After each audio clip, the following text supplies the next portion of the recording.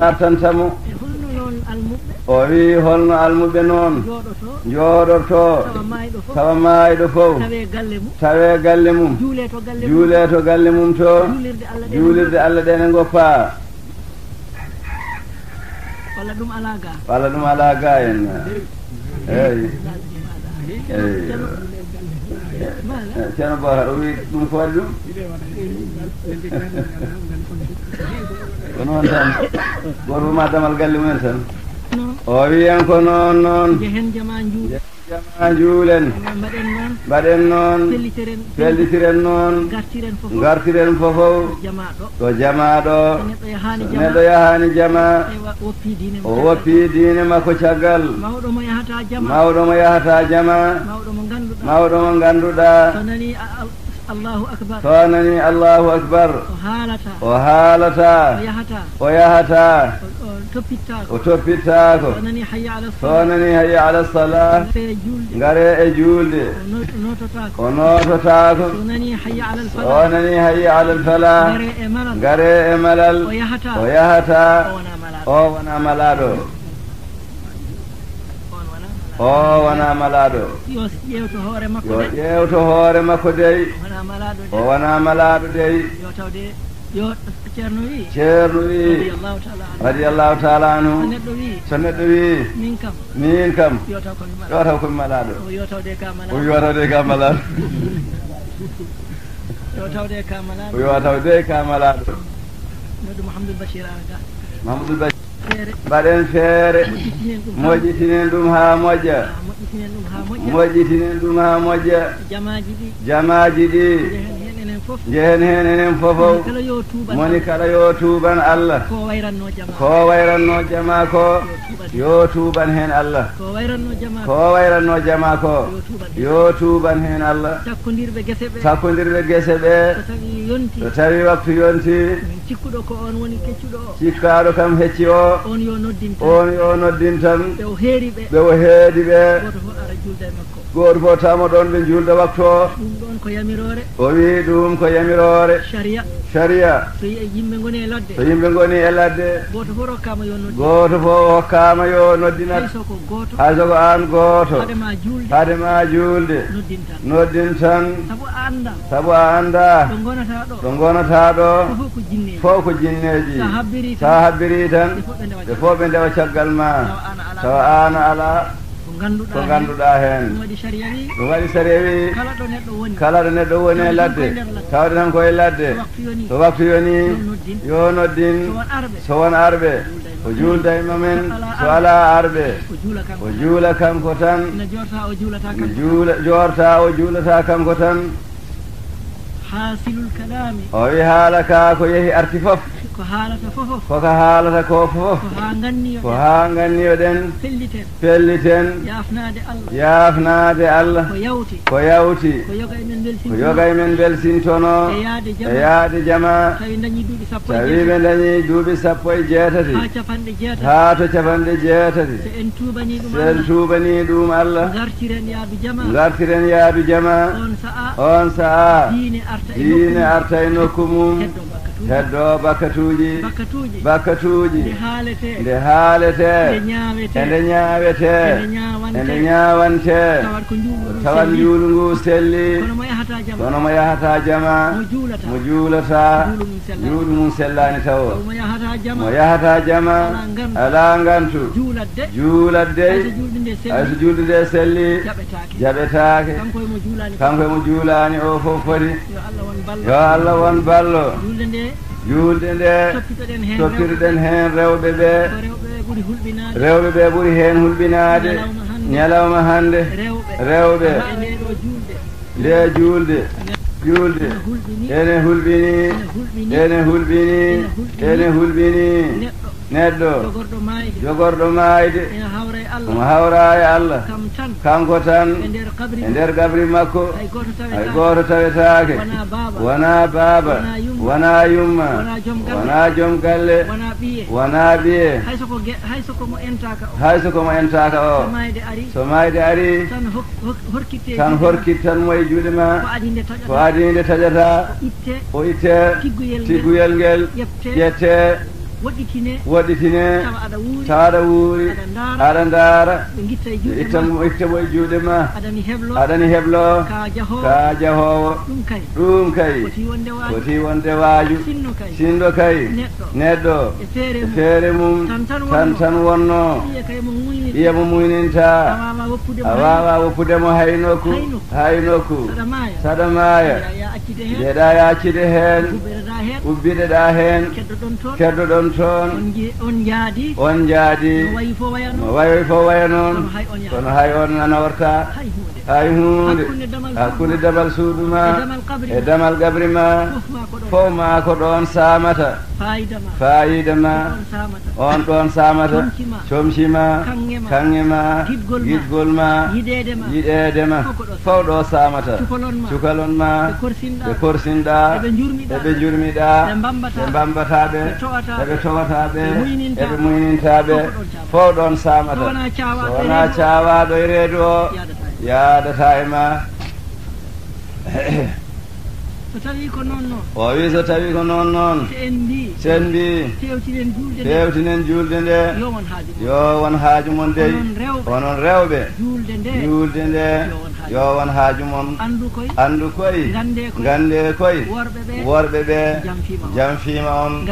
tine ɗum law koye kamɓe ɓe pewnitima ɓe mbaɗi feere ha eɓe ekkito eɓe jaha eɓe juuloya eɓe garta onon noon koɓe accuɓe on tan mutlaqan haaju maɓɓe ala e mon tinniɗo o so faye yaade umme han juule weeti umme juule o yawiti o yehi laawol makko o anda so ɓe juulat o anda so ɓe juula o anda so ɓe mbawi fatiha o anda so ɗon mbawi simore o anda e mon hay hunde o anda e mon to kuña kaari o waɗino toon batu nanduɗo e o batu omo haala julde rewɓe ɓe e cuuragol mumen so ɓe juula ko saria haali heen e ko saria waɗɗini heen kono noon janngugol maɓɓe fatiha e simore no ɗum wayni o haali ɗum haa gasi ndeno gayni haalde ɗum mawɗo debbo mawɗo o ummi o dari o wimi ceerno min dey almuudo adi resdemi o jogitimi ha o natti min gondi ha o faati goɗɗo ƴettitimi kono ha ɗo jooɗimi ɗo mi wawa taw fatiha ceerno mi mata cikku ɗon waaɓe noon kewani ine heewi sanni heewi koye ene keewi o haaju o batu o waɗi ɗum e nokku ko meɗen to Fuuta ene wiya ayni maadi ko ceerno seydi han saydou sincuno ɗum waɗi toon moƴƴo wiye ceerno Amadou Taifa o waɗi to on nokku o batu nde o gayni balɗe tati nayyi rewɓe ene ngara e galle makko e horɓe Allah makko ene jangga ɗon fatiha tawi ɓen fof ala en mbawnoɗo fatiha o wi ha hande noon humpitoɗe horɓe Allah ɓe goto fof yo humpito joom suudu mum eɗen gandi ɓe janggata eɗen gandi hay soɓe naatino ko taw haqqillaji ɗi cuwa ardude so haqqillaji ɗi ha gardi ko nden yummaɓe ɓene cohlata ɓe ɓe jalta koɓe janguno ko nde wonno taw haqqille o ardani soɓe jalti tan ɓe jejjiti ɗum ɓe gona ɗon haɓe jonta yimɓe gara ndesa ɓe tawa hunde ɓe janggano o wi ɓi almuudo kay ene haanno kam kanum kam ta joom suudu makko e ɓii ko debbo e ɓii ko gorko ɓeeɗo kay ɓe kay ne mbaawi juulnude koye mumen ene mbaawi kono so tawi o wi kono so tawi ko feeñi ko fof nandi debbo ceerno debbo human binne fof en nandi ko sifa gooto fof ko sifa gooto so tawi ko noon wayi ko yiwata kone ɗum ne kadi ko sifa gooto tan tawete toon sifa gooto tan tawete toon sinnoɓe ceeranno kay oyi sinnoɓe ceeranno kay ɓe ceeranda koto peeñji milamde korɗo Allah hurum mum ono foti e teddungal mum no fote l'islam ha wiyama yo suuro woto hay hunde feeña makko ɓandu makko ndu so wona joom galle makko woto fawi mum yitere mum on korɗo Allah jaɓa e nder galle ma waɗa gudel gotel e kamisel ene haade dadorde walla so waɗi wutte mawɗone ta ko métre uji tati omo seekiɗo hakkude ɗo ala ko jokkete hen jaajeedi bagi o tan ara ha yawta koppi seeɗa ɗum wonimo wutte mawɗo o sayno ɗum ala ko sakki tuggude naafde ha e dadorde ɗum fone boowal tuggude becce ha fayi hoore fone boowal so fokkiti so hendu ari weeɗa gude makko ɗe buye makko ɗe feeña e boowal yitere worɓe jananɓe fawoyo hen mi lamdi noon ɓen worɓe jananɓe e laarde mumen jani e buhal debbo janano holkoɓe keddane o joom galle mum holkoɓe keddanimo oɗo masala firten ɗum sanni firten ɗum ɗi comci firten ɗum sen firti ɗum toppitoɗen ɓe ha julde mabɓe nde sella kamɓene yoɓe tinno ɓe daro ɓe kolla koɓe mbawa hen fof ɓe kalana on jomiraɓe galleji ɗi mi wawa ɗum mi nani ɗum kono mi wawa noon mi wawani kamɓene ɓe mballe o wi kono mi lamde neɗɗo taƴanowo joom suudu mum lowre ittay awdi mum hokka mo yoremoy laata kam ga Allah danden ɗum ga eyyi o wi ɗum ne waɗe gane inna lillahi wa inna ilayhi rajiun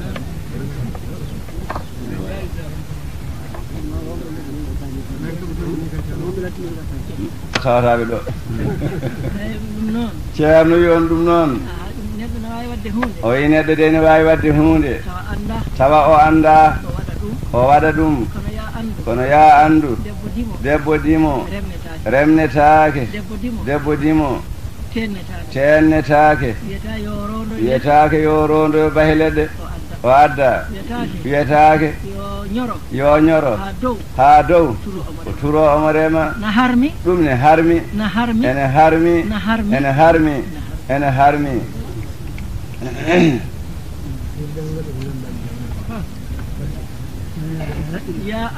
o ya andu koye l'islam waylotako sen mbaylimane Allah kam waylotako mumne bayluɗo foof noon o waylana ɗum kono o waylotako makko inna allaha la yughayyiru ma biqawmin hatta yughayyiru ma bi anfusihim yimɓe ko kamen baylata ko mumen ko o wi yimɓe ko kamen baylata ko mumen ko kono Allah ko mum ko waylotako o wi en tinno e rewɓe ɓe daroɗen pewtinen ɓe comci maɓɓe njurto to waktu yoni adema yaade jama yamirɓe ɓe calligo e yeeso ma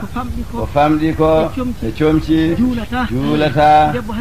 debbo hay somo juula so tawi ko ɗi comci ɓorneteɗo juuldata hande julde makko jaɓetake hay somo juula waktu fof o woppata tawde ko ɗi comci jolɗi ɗi julde makko nde jaɓetake ko waɗanno ɗum jaɓeɗe tan tawa ko ni tan foti ala goɗɗum ko jogii ala ko suurori ala ko murnori ala ko ɓorni on saa nde o jaɓane ko way noon kono comci ene keewi haa heewi omo waɗi ɓanndu meeru Allah jaɓantamo firten noon ko ɓuri himmude ko o wiyen duttito e rewɓe ɓe mo kala rutto e rewɓe mum ƴeewa o janga fatiha ha sellade heeɗi keɗoɗa o janga simore hayso aya goto o wawi hayso tan ko aya goto hayso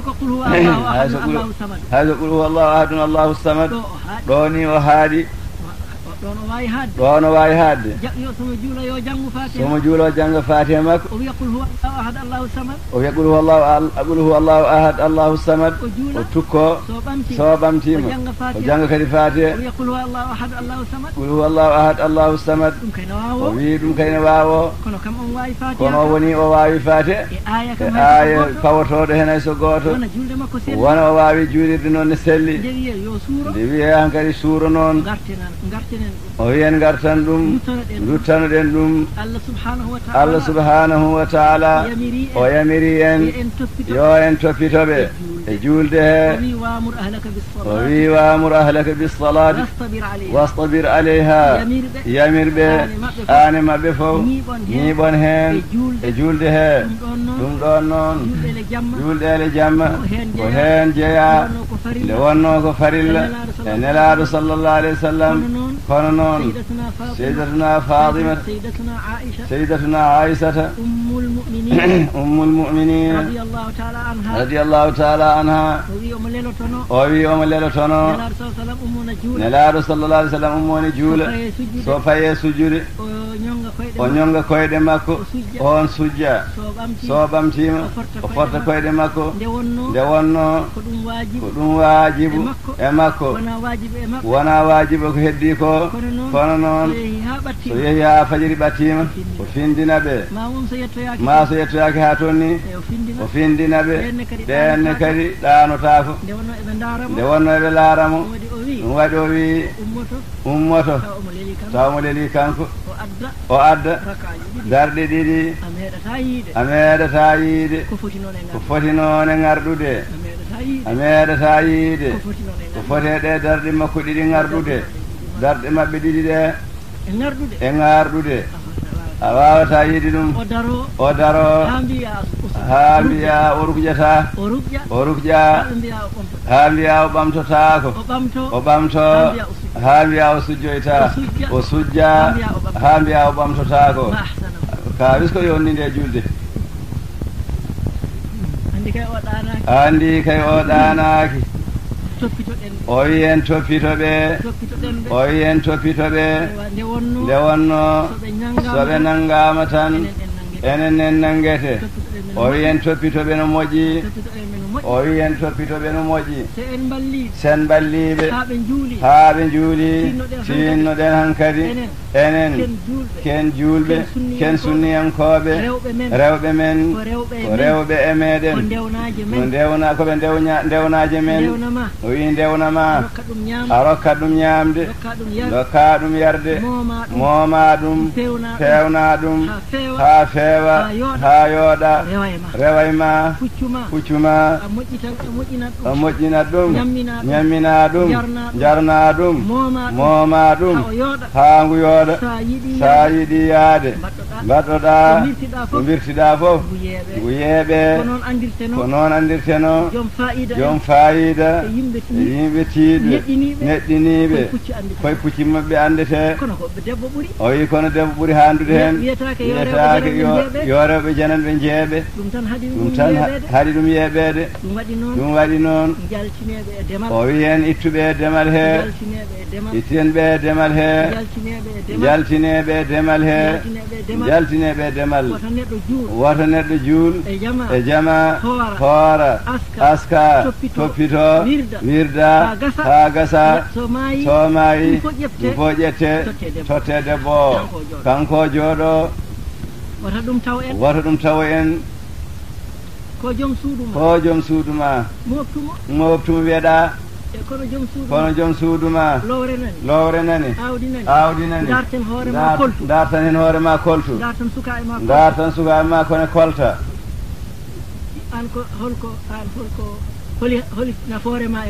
an anne hol nafoore ma an kadi e makko hol fo nafoore ma anne holto keɗɗamo hol fo ɗo keɗɗamo o yettode wodani Allah woɗɓe nan toon ko moftuɓe e nder galleji e nder gelle jaltata fowneta ɗumen toon ndiyam ɓuuɓɗam ndiyam ngulɗam jampe sabunde maaro e tew haɗata soɓe kaali ɓe nanga e daadi muy utte mabɓe haala ala sowona mbiyama a jarama accitaman kadi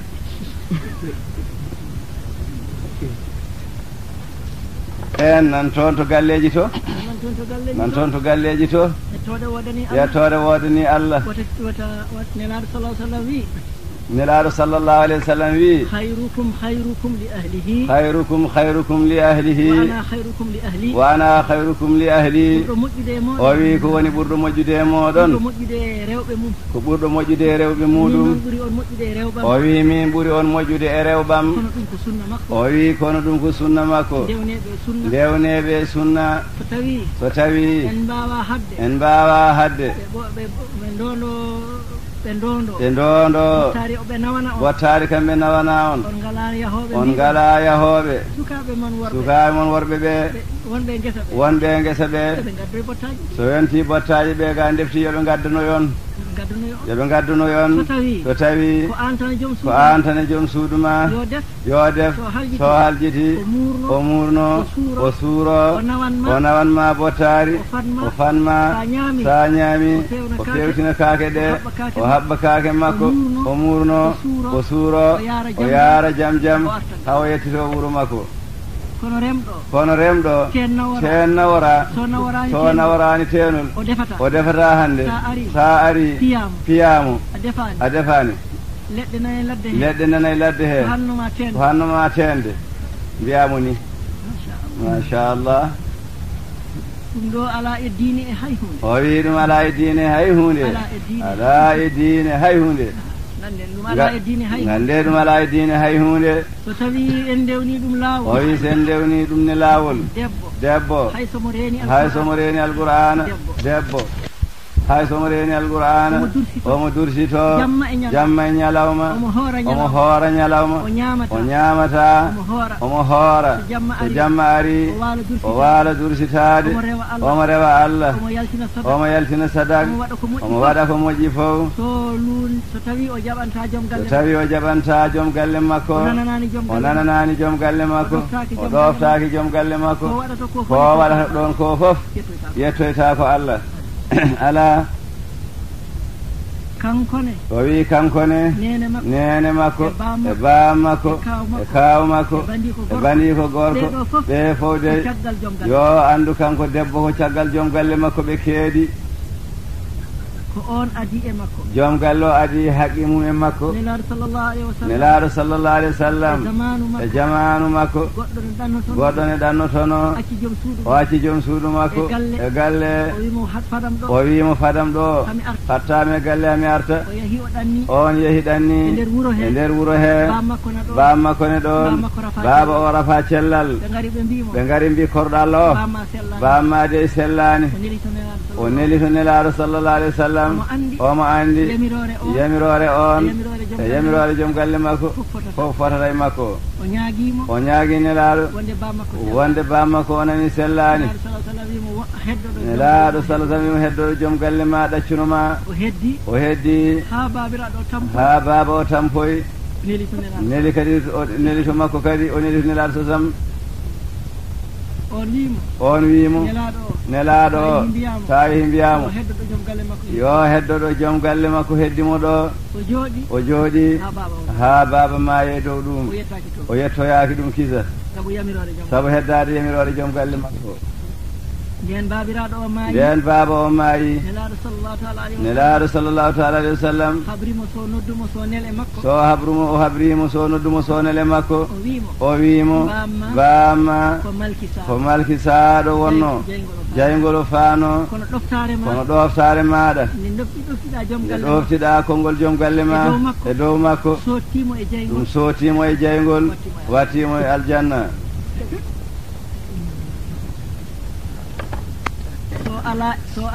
so ala ɗum diine ala ɗon diine korɗo Allah sellata ga suurademo diine korɗo Allah sellata ga surade diine korɗo Allah sellata ga ɗoftare joom galle makko o wi ɗe geɗe toppito ɗe ɗum to ɗum gasi geɗe karmuɗe ɗe ɗe ganduɗa eɗe itta ene sharia goppen ɗum kala ko wiyete ko shirku billahi oppen ɗum sa yi ɗum ne haale batu fof ɗum haale ko de wonno eɗen e nder mum enen e jamanu mo gonɗen koye nder sirku tan jeheten komo Allah dandi hen tan hay soko neɗɗo moƴƴo cukalel ma sellani sa rentaki tan rewɓe ɓe nawan mo haa to debbo nayejo oya debbo nayejo ko jogiti kanum ni sowona ceefi debbo nayejo nawanemo mama kaari on yaha ene jogii ko moccatamo wawa faati e saka sellina holko moccirta joni so wona ceefi ɗum noon ko sirku billahi tawa ko moƴƴuɓe so tawi felewere heeɓi neɗɗo yaato kaari ne wawi moccude felewere ene wawi fibde ɗum on yaha nawe garaji o waɗa ceefi makko o fiɓa on fiila e junngo mum o wima mawɗo kellifaɗo fiɓol e junngo mawɗo kellifaɗo fiɓol junngo on wona kellifaɗo koye ko kelɗo faandu ko kelɗo faandu o wona kellifaɗo fiɓol e junngo aɗa yaada hen aɗa laarta yo feɗenduma sellu e fiɓol ko ganduɗa ko ɗum jippinno kul a'udhu bi rabbil falagi bi rabbin nasi ɗiɗo piɓi adduno ɗum jippade ko wileɓe mbilno hen nelaɗo Allah sallallahu alaihi wasallam o wi ko wileɓe mbilno nelaɗo sallallahu alaihi wasallam kabbi e kabɓe piɓe mumen hen Allah noon ne jola yurmorade leñol ngol hokkude ɓe cimoje ɗene danda ɓe mbilew ɗum ne jange ndene jangine o jaɓi mbilew wilno mbilew ngu memimo o jaɓi ɗum o leeli bonɓe ɓe ko kañeeri ɓe ƴetti oyi bonɓe ɓe nde gollatamo nde ko kañeeri ɓe ƴetti ɓe natimo heen haa gasi ɓe mbaɗi piɓi piile kañeeri he ɓe beddi ɗum e nder woyndu tan o yani kanko hoore makko ɗum nangimo ɗum noon ko jurumndeeru men tan Allah subhanahu wa ta'ala neli seydina jibril e ardiɓe mum ɓe ngari ɗo makko ɗo leeli ɗo o ene hoore he o ene to koyɗe eɓe namdodira an ko heeɓi o e jaabo o de ko dabraɗo hol dabruɓe mo ko kaari dabri mum e heeferɓe ni dabari o wayi ni o waɗiri ɗum ko piɓi o waɗi omo waɗi ɗum e woyndu maniru on sa nelaɗo Allah yamiri yo woyndu yahani addoye toon afte toon tawe toon yaltina o selli caggal noon ɓe namdimo kamɓe malika ɓe namdodiri ko ittata ɗum goɗɗo wi qul a'udhu bi rabbil falaq Allah jippini ɗum qul a'udhu bi rabbil falaq min sharri ma khalaq min sharri ghasiqin idha waqaba min sharri naffasati e bone mone tuuta mone wutta fil ugadi e pibi soɓe jangi ɗum tan fimde firto ha pible ɗe gasi o ummi o an noon ƴetta ɗum ɗo mbaɗa e junngo ma so ñiiri muusima mbaɗa e daande junngo muusi mbaɗa e junngo an ko hemma fof dogana piɓol ko ɗum waɗino haale kala sirku billahi goɗɗituɗen ɗum nde wonno ene mema limanu men billahi woɗen mooli ɗum Allah ɗum noon ha to awdi men ene toon geɗe baɗeteɗe e awdi ene wiye ko ɗum hokka gawri ene rokka gawri mi lamde joom limanu billahi ene ƴetta hoore gundo waɗa e awdi ma hoore jawngal walla taƴitinde nguru boyi waɗa ɗum e awdi yene adda gawri machallah ande ɗe hen gueɗe fof waɗe sirku billahi eko wona Allah ɗum waɗi wona bakad wona bakad ɗum ɗon bakad jiiɗa bakad a wonat juulɗo aɗa juula aɗa hoora aɗa aska sa dañi aɗa hajja aɗa wiya ashhadu an la ilaha illallah golla ko harmi ko Allah wi woto waɗe to sangara to jina